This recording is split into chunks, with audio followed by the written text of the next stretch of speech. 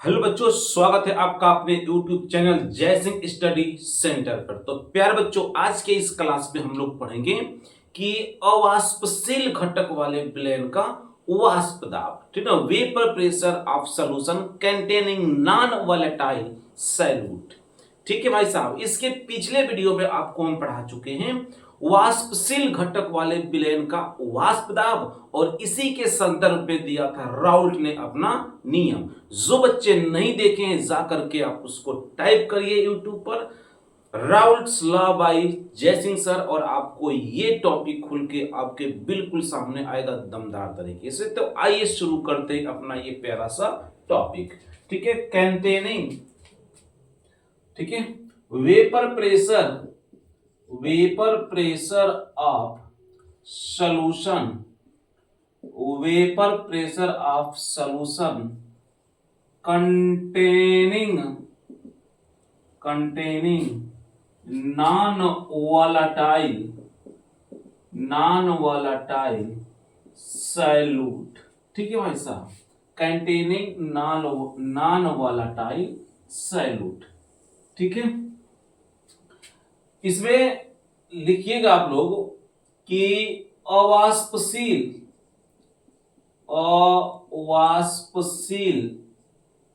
घटक वाले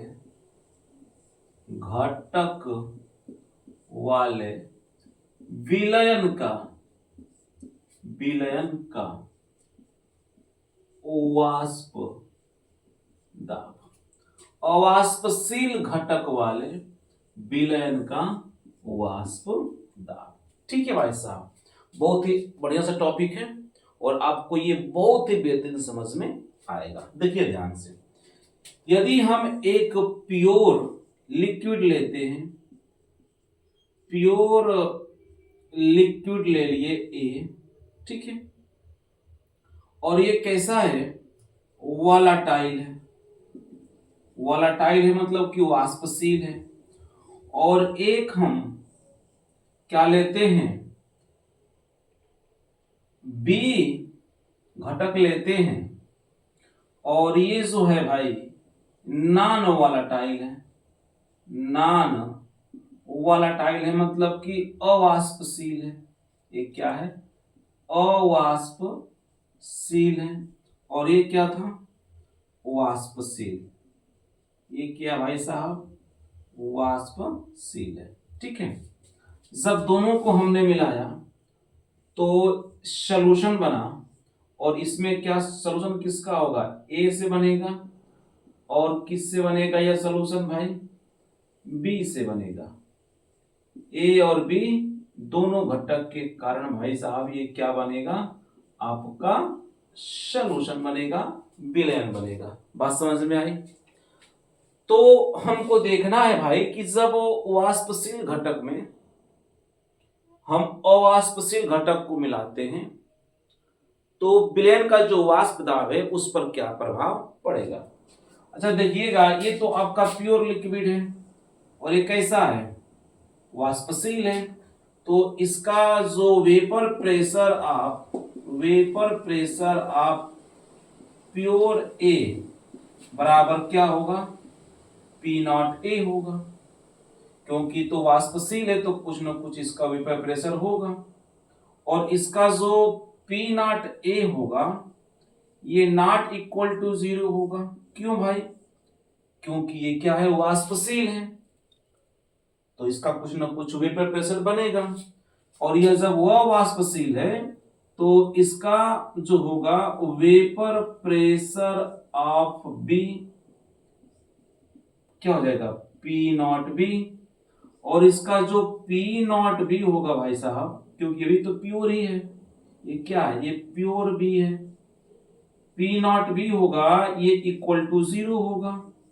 क्योंकि आपको पीछे हम बता चुके हैं बहुआ कि जो अवाष्पशील घटक होते हैं उनका वाष्पन नहीं होता है। जब वाष्पन नहीं होगा तो उसका वाष्प दाब नहीं बनता है। जैसे कि चीनी हो गया, नमक हो गया, ग्लूकोज हो गया, यूरिया हो गया, इन सब का वाष्प दाब नहीं बनता है क्योंकि ये नॉन वोलेटाइल है, अवाष्पशील है। समझ में आया?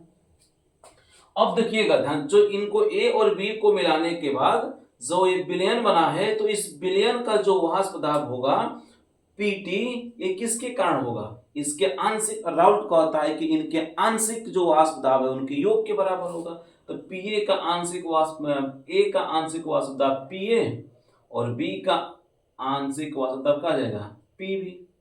तो चूंकि यहाँ पी नॉट बी जीरो है भाई साहब, तो यहाँ तो पी भी क्या हो जाएगा आपका? जीरो हो जाएगा।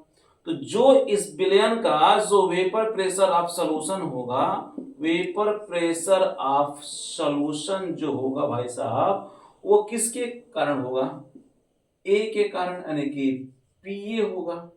बी के कारण तो कोई प्रेशर बन नहीं रहा है। तो आप ये देखेंगे भाई साहब कि प्योर ए का जो वाष्प दाब है वो लिक्विड ए का है, प्योर का, और जो पीए है ये पूरा विलयन का है, बी को इसमें मिलाने के बाद है। तो जब बी को मिलाएंगे तो क्या होगा?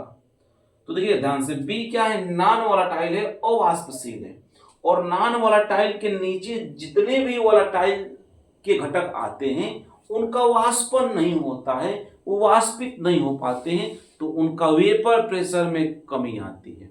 क्या आती है भाई साहब? वेपर प्रेशर में कमी आएगी, क्योंकि इनकी गतिज ऊर्जा घटने लगती है, गतिज ऊर्जा घट जाती है। सब क्या करते हैं उसमें, हम नॉन वोलेटाइल सॉल्यूट को मिला देते हैं। जैसे ए के स्थान पे आप क्या ले सकते हो? यदि ए के स्थान पे आपने H2O ले लिया और बी के स्थान पे आपने NaCl ले लिया, तो जैसे NaCl को H2O में आप मिलाओगे तो जो प्योर लिक्विड है, जल वाटर है, इसका जो वाष्प दाब होगा वो विलयन के वाष्प दाब से क्या होगा? अधिक होगा। अर्थात विलयन का वाष्प दाब जो पीए ये घट जाएगा। क्यों घट जाएगा? क्योंकि जब जल में नमक मिलाएंगे तो जल की गतिज ऊर्जा घटती है, अर्थात जितने भी नॉन वोलेटाइल वी के नीचे वोलेटाइल के घटक होंगे उनके वाष्पन में क्या होती है?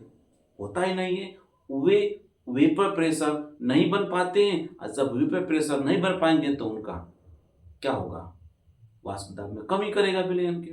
इसका मतलब कि यथायथ जब ये कंडीशन आता है तो यथायथ सत्य होता है कि जो पी नॉट ए है, जो शुद्ध लिक्विड का अर्थात जल का जो वेपर प्रेशर है, ये हमेशा बड़ा होगा किससे? पीए से। हमेशा बड़ा होगा बाबू किससे? पीए से।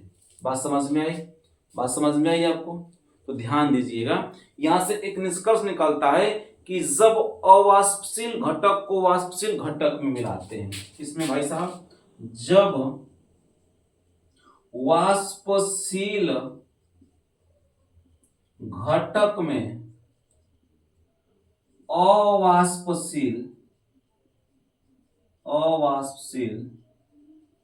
घटक को मिलाते हैं तो विलयन का वाष्प दाब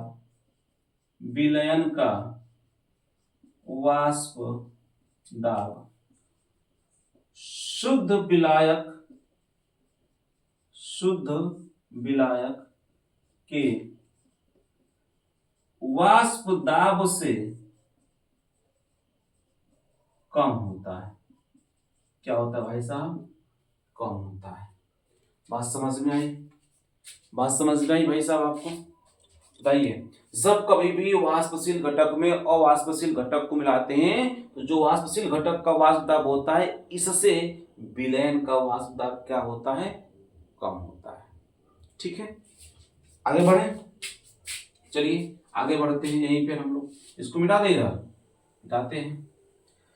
यदि विलयन का बाबू जो वाष्प दाब है एक क्या है? पीए है। क्या है? पीए है। और जो यहाँ पे शुद्ध विलायक का वाष्प दाब क्या था? पी नॉट ए था। तो यदि इस पर हम लोग राउल्ट्स लॉ लगाते हैं, तो राउल्ट्स लॉ बाबू आपको हम पढ़ा चुके हैं। क्या होगा? PA equal to P not A into zeta A, P not A into zeta A. आप पढ़े हो मोल भिन्न जीटा ए प्लस के जीटा बी बराबर 1, तो जो जीटा ए होगा ये 1 माइनस के जीटा बी के बराबर होगा।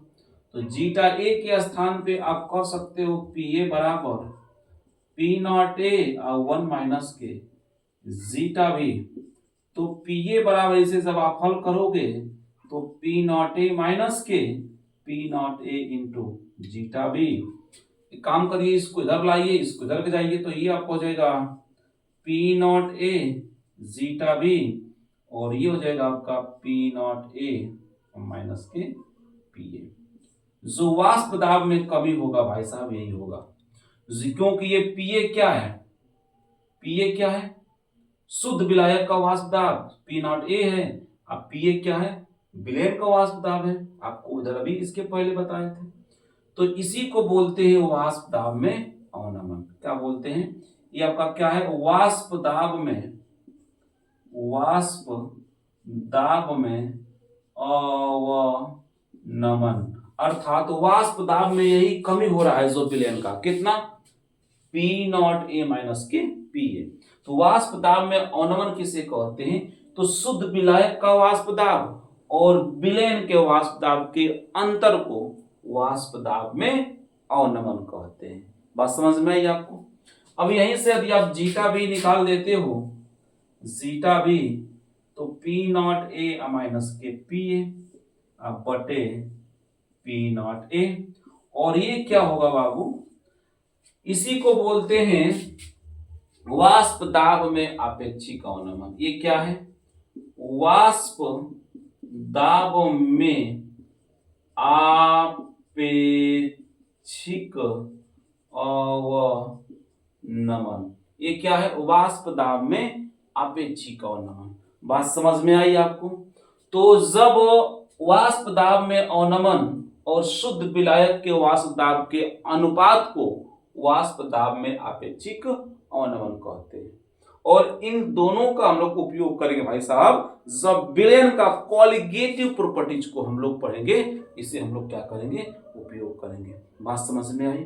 तो आई होप कि आपको वीडियो समझ में आई होगी। तो वीडियो पर नए होंगे तो वीडियो को लाइक करिएगा, चैनल को सब्सक्राइब करिएगा और दोस्तों को शेयर जरूर करिएगा। मिलते हैं नेक्स्ट वीडियो में। जय हिंद।